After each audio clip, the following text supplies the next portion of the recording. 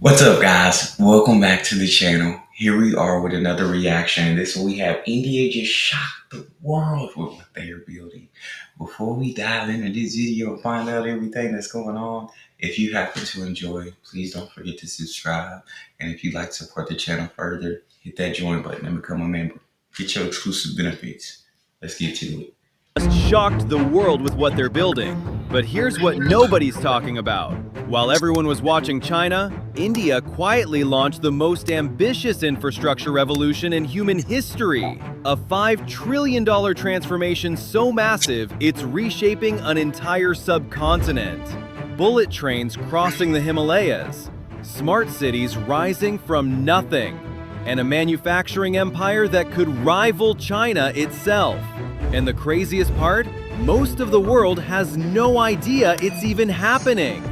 Let's start with something that will absolutely blow your mind. 6, 5, 4, 3, 2, 1, 0.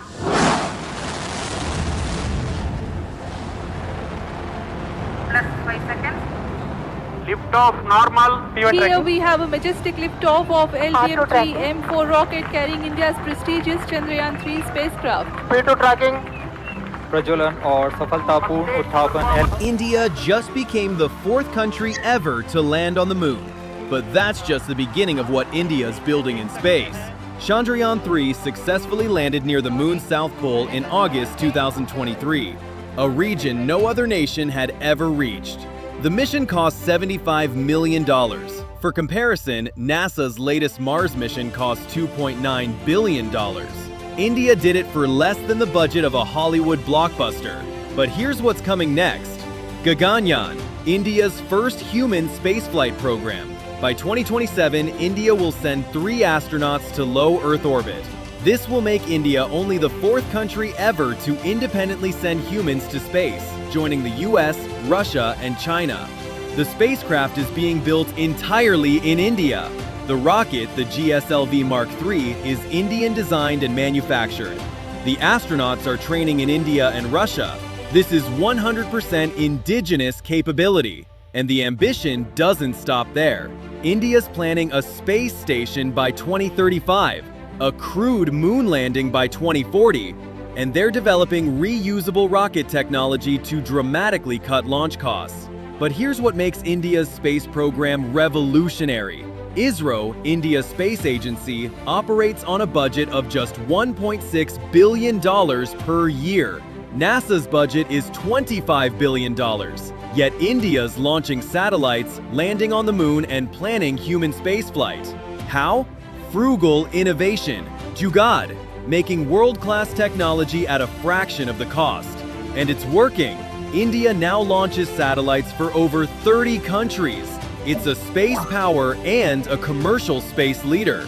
This isn't just about national pride. It's about positioning India as a critical player in the future space economy worth trillions. Yeah. But if you think landing on the moon is impressive, wait till you see what they're building on Earth. That's just insane, bro. Like, the fact that India can do all of this at such a budget. Like, it just goes to show the efficiency and the geniusness of India. Like, I can't imagine what they could do if they had NASA's budget, bro. What India would have done already. It's almost crazy to think what they could do. But this is absolutely incredible. This just goes to show you, like I said, that efficiency, that geniusness, that figuring it out mentality that India has. And then as you see the economy rise, you know that budget is going to continuously go up. And so it's going to be so incredible to see what India does in this space, if that makes sense. As the coming years follow, as the money goes up in the economy, they have more of a budget. The Mumbai-Ahmedabad high-speed rail corridor. This isn't just another train line. It's India's first bullet train, and it's being built through some of the most challenging terrain on Earth. Here's the scale. 508 kilometers of track, connecting India's financial capital Mumbai to its industrial powerhouse Ahmedabad. The train will hit speeds of 320 kilometers per hour. That's 200 miles per hour, cutting travel time from 7 hours to just 2 hours. But here's I just think about, because I moved so far away, states away, to be here with my wife, and it's like an 11-hour drive. But if I could go 200 the entire way, bro, that would be cut to maybe 3 or 4 hours. That would just be cut. No, yeah, that'd be cut to around almost 4 hours. Going 200 miles an hour, it cut that drive to almost around 4 hours. That would be an absolute freaking dream. That's so awesome. Here's what makes this absolutely incredible. The project includes 21 kilometers of tunnels cutting through mountains. One tunnel alone is 7 kilometers long, passing beneath the mountain range at depths of 250 meters. That's deeper than a 70-story building is tall. And it doesn't stop there. The corridor will have 24 river crossings, including a 1.4-kilometer bridge over the Narmada River. That's nearly a mile long, built to handle trains moving at 320 kilometers per hour. Japan's providing the technology, the same system behind their legendary Shinkansen trains. But India's building it at a fraction of the cost. The total investment? $17 billion. When completed by 2026, this will carry 40,000 passengers daily. Think about that. 40,000 people every single day traveling between India's two biggest economic centers in just 2 hours. This is the first of 7 planned high-speed corridors that will eventually connect the entire country. And if you think that's impressive, here's something even more iconic: the Statue of Unity. The world's To go that fast, it's just absolute bonkers to me. Like, that's incredible freaking speed. Like, what? What? Yeah, we need, dang, I guess we don't really be doing public transport here in the US now. So, having a bullet train here, probably not anywhere near our future, but that's freaking awesome. tallest statue, and it's not even close. Standing 182 meters tall, this bronze monument to Sardar Vallabhbhai Patel towers over the Statue of Liberty. In fact, it's nearly twice as tall. The Statue of Liberty is 93 meters. This is 182. Double. But here's what nobody talks about. The statue itself is just the beginning. India built an entire tourism ecosystem around it. A 20,000 square meter visitor center, a 52-room 3-star hotel, a massive 17,000 square meter convention center, all connected by a 300-meter bridge across the Narmada River. There's even a viewing gallery inside the statue at 153 meters high, offering views of the surrounding valley and the massive Sardar Sarovar Dam. Since opening in 2018, this complex has attracted over 25 million visitors. And here's the remarkable part: it was completed in just 33 months. From groundbreaking to inauguration, 33 months for the world's tallest statue and its entire supporting infrastructure. The total cost? $430 million. Compare that to similar scale projects elsewhere that take decades and billions more. This wasn't just about building a statue. It was about proving India could deliver world-class projects on time and on budget. And they did. But here's where it gets really interesting. Gujarat International. To build that giant of a statue that fast, where you're basically building almost entire economy around this statue as well, it's going to bring in so much. But my days, that statue was absolutely incredible, beautiful, majestic. And he said the tallest in the world. Like, no, he said, or did he say 33 miles? Either way, bro, that's just insane. That goes to show you the manpower that India has too. That the rest of the world is starting to get up there in age. It's starting to, hey, we need to have more babies. Y'all need to have more babies. Where India's, I think that average age is like in the 20s. Nobody else has that big of a workforce at that young of an age. Finance Tech City. Gift City. Imagine if you took Singapore's financial district, Dubai's futuristic architecture, and Wall Street's economic power and built it from nothing in the middle of India. That's Gift City. This is India's first operational smart city. Not planned, operational, right now. And it's designed to become India's offshore financial hub, competing directly with Singapore, Hong Kong, and Dubai. The scale is staggering. 886 acres of land being developed in phases. The master plan includes commercial zones, residential areas, schools, hospitals, all connected by underground utility corridors. No overhead wires, no exposed pipes. Everything underground managed by sensors. But here's what makes Gift City revolutionary. India created a special economic zone here with regulations similar to offshore financial centers. This means international banks, insurance companies, and hedge funds can operate here with the same freedom they have in Singapore or London. And it's working. Over 500 companies have already set up operations. Major banks like JP Morgan, Deutsche Bank, and Bank of America all have offices here. Global giants like Amazon, Microsoft, and Apple are here too. The city's designed for 1 million square meters of commercial space and can house 100,000 residents when complete. The first phase is already done. Towers are occupied. People are working. This is real. And here's the audacious goal. India wants Gift City to capture 20% of India's financial services by 2030. That's a $1 trillion opportunity. And speaking of audacious, wait till you see what India's building in the sky. Navi Mumbai International. This is literally freaking insane. And I know I watched a couple videos on Gift City and seeing what they have already. It's absolutely freaking amazing. But to know that they're continuing development and it's going to rival Dubai, Singapore, all these.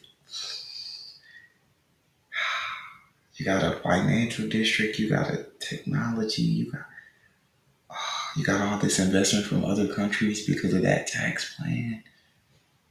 Shit, bro, India's just they're just on the rise in a big way. On the rise. Airport.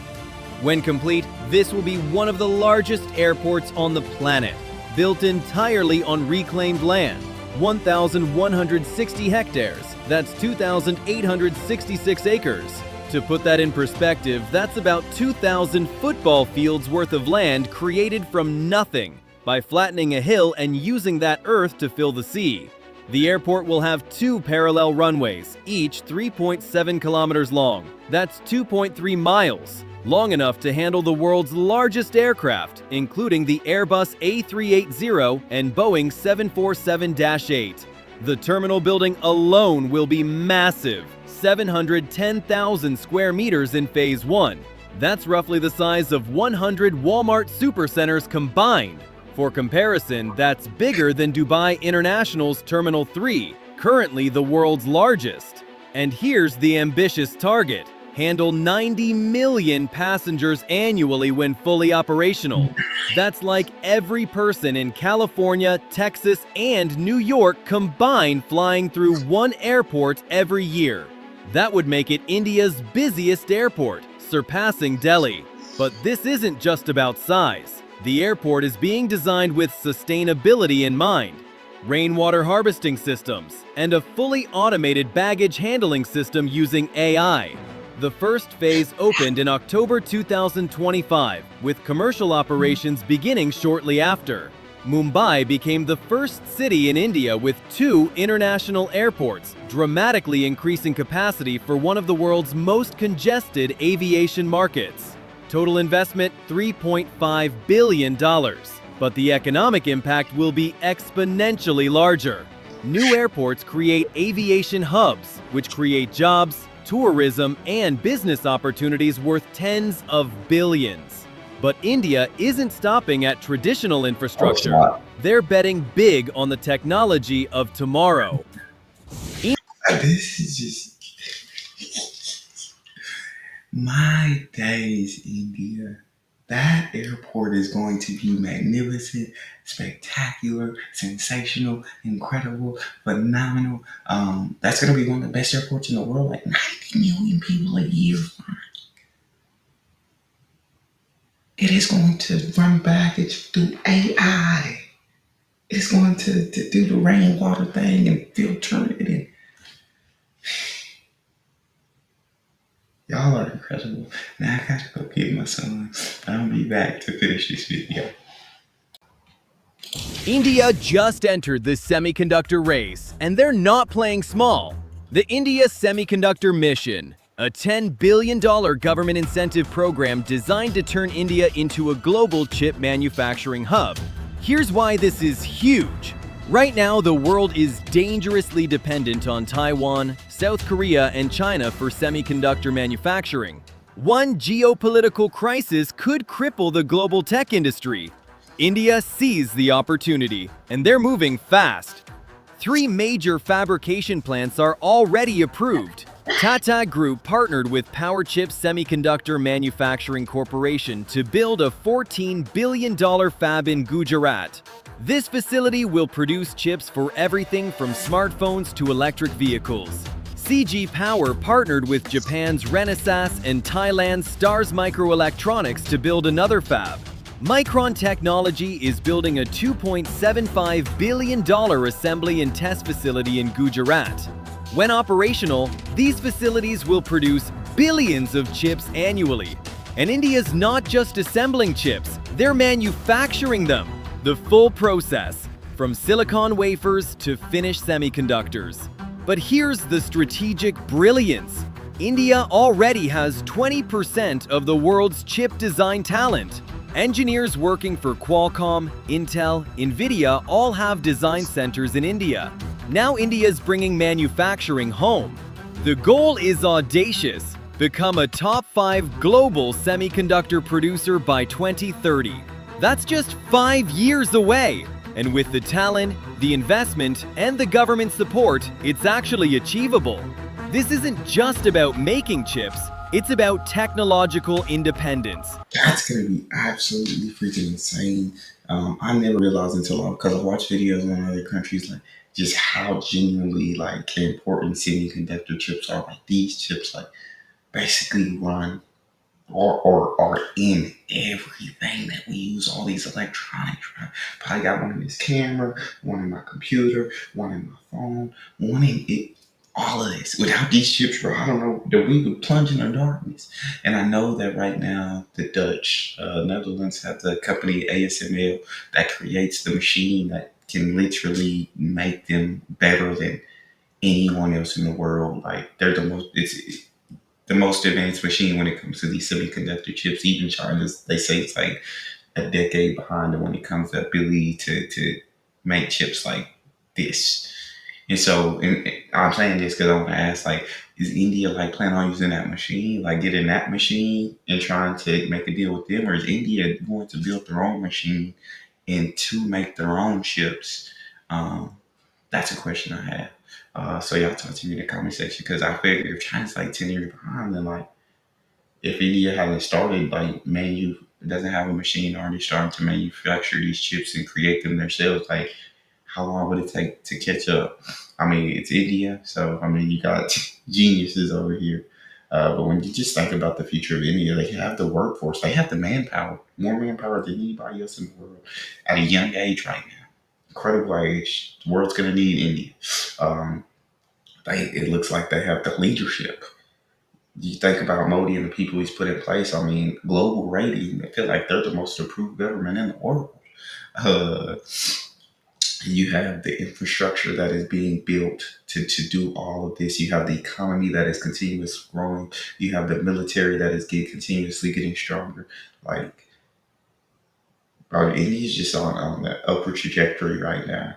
And it's phenomenal to watch. Strategic autonomy and positioning India as a critical node in the global tech supply chain. But wait, because the infrastructure connecting all of this is just as revolutionary. The Delhi-Mumbai Industrial Corridor, a $100 billion mega development that's not just a road, it's an entire economic revolution. Picture this, 1,500 kilometers. That's the distance from New York City to Miami, of industrial zones, smart cities, and manufacturing hubs stretching from India's capital to its financial center. This corridor will create 24 new smart cities, not towns, cities. Each designed from scratch with AI-powered infrastructure, automated systems, and sustainable technology.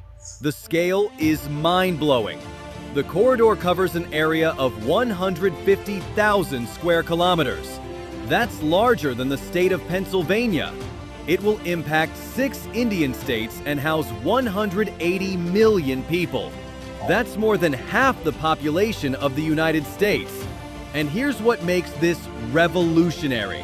The corridor is specifically designed to become India's manufacturing backbone, with dedicated freight railways, 8-lane expressways, and industrial clusters all connected. The goal? Boost manufacturing from 16% of India's GDP to 25%. That means adding over $400 billion to the economy annually. Japan's investing heavily in this. So is the World Bank, because they see what's happening. India is building the infrastructure to become the world's next manufacturing superpower. The Sagarmala program. Sanskrit for string of pearls, and that's exactly what India is building along its 7,500-kilometer coastline. That's roughly the distance from Seattle to Miami following the entire U.S. coastline. 67 ports being modernized, expanded, or built from scratch. This is the most comprehensive maritime infrastructure program India has ever undertaken. The investment? $120 billion. Yes, billion. Spread across port development, coastal shipping, inland waterways, and maritime clusters. Here's what's being built. At Jawaharlal Nehru Port Trust near Mumbai, India's busiest container port, capacity is being doubled from 5 million to 10 million TEUs. That's 10 million 20-foot shipping containers annually. Imagine a line of containers that would circle the Earth 4 times. At Paradip Port in Odisha, a new mechanized coal handling system is being installed that can process 20 million tons per year. Fully automated, zero manual handling. Mundra Port, India's largest private port, is adding new berths that will increase capacity by 50 million tons. That's equivalent to adding another medium-sized port entirely. But here's the revolutionary part. India's also developing coastal shipping routes.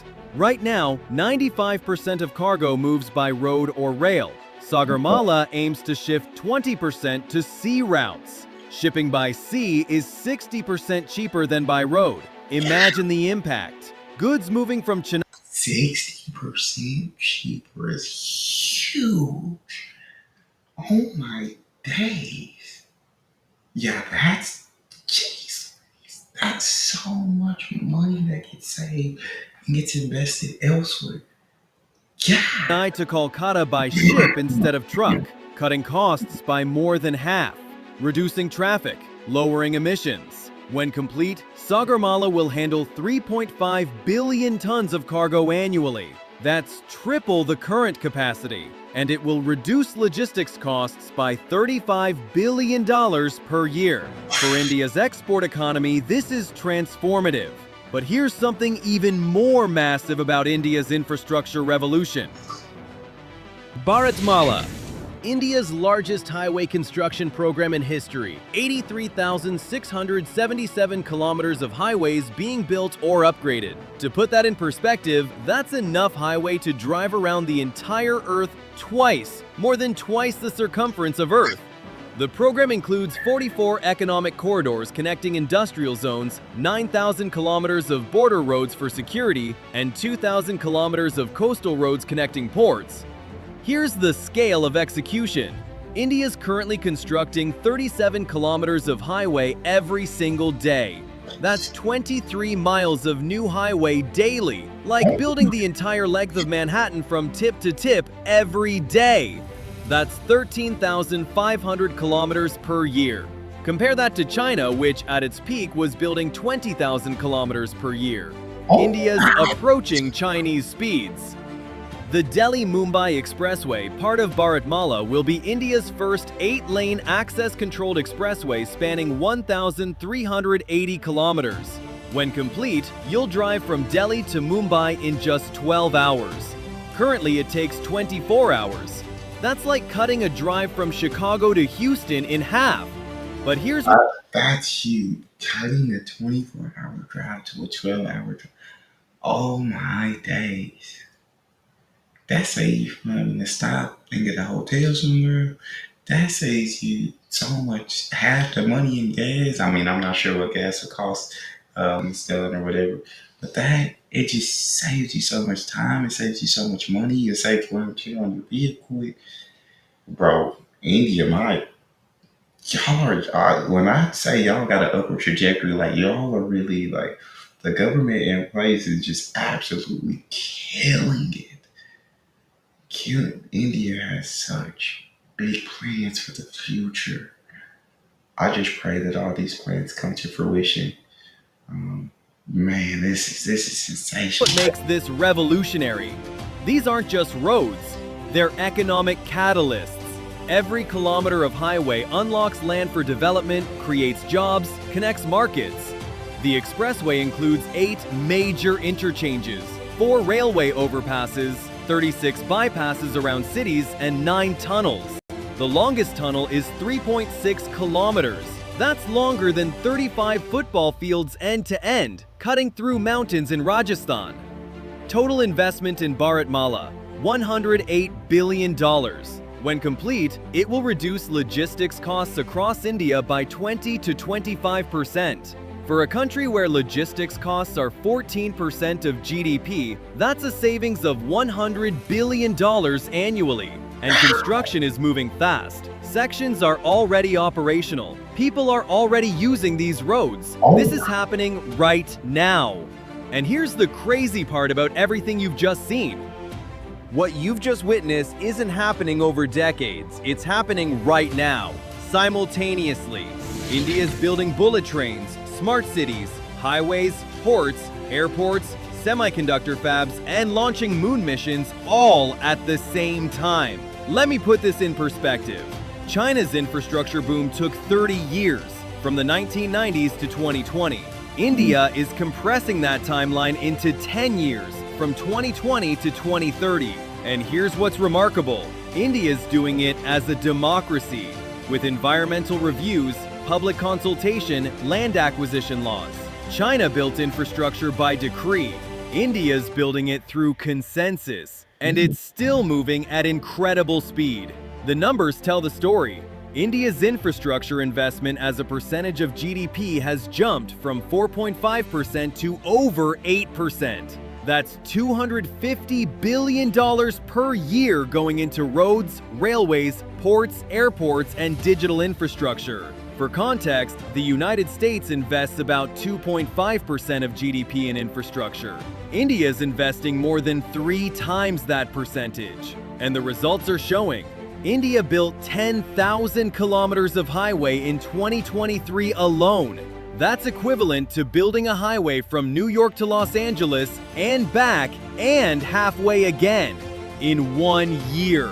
World Bank projects India will become the world's 3rd largest economy by 2027, overtaking Japan and Germany. This infrastructure is the foundation making that possible. But here's what I find most inspiring about India's infrastructure revolution. It's not just about concrete and steel. It's about ambition, about proving that a democracy of 1.4 billion people can move as fast as any authoritarian state, about showing the world that sustainable, inclusive development is possible at scale. India's not copying China's model. They're writing their own, and the world is watching, because if India succeeds, it proves something profound. That infrastructure, growth, and democracy aren't mutually exclusive. That you can build the future without sacrificing freedom. And right now, across India, from the Himalayas to the Indian Ocean, from smart cities to space stations, that future is being built. So what's next for India's infrastructure revolution? And that's a story worth watching. I'm covering India's infrastructure revolution here at Geocode, analyzing the world's most ambitious mega projects.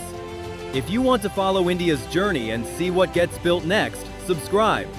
New video every week, decoding the projects reshaping our world. What project impressed you most? Let me know in the comments. And if you want to see a deep dive on any of these projects specifically, tell me. I read every comment. The future is being built, and India is a big part of it. Man. Thanks for watching. Bro. And the world just got to be on the lookout for India, because India is rising to become such a power. They're rising. They're going to become such a global superpower. The great thing about India is they're not going to. I don't see India as a country that will abuse other countries. I don't see them as a country that will force other countries to do what they want. I see them as a country that puts India first for sure, but wants to cooperate with the rest of the world to make sure that this world is a place where everyone can succeed, where everyone can thrive, and not just 2 or 3 countries at the top that make the rules. They want a cooperative world where everyone gets a say. And I love that about it. I absolutely love that about India. Y'all talk to me in the comment section. Tell me what you think about all of these projects. This is mind blowing. If you enjoy it, don't forget to subscribe. Give it a thumbs up. Check out the next. I'll see you.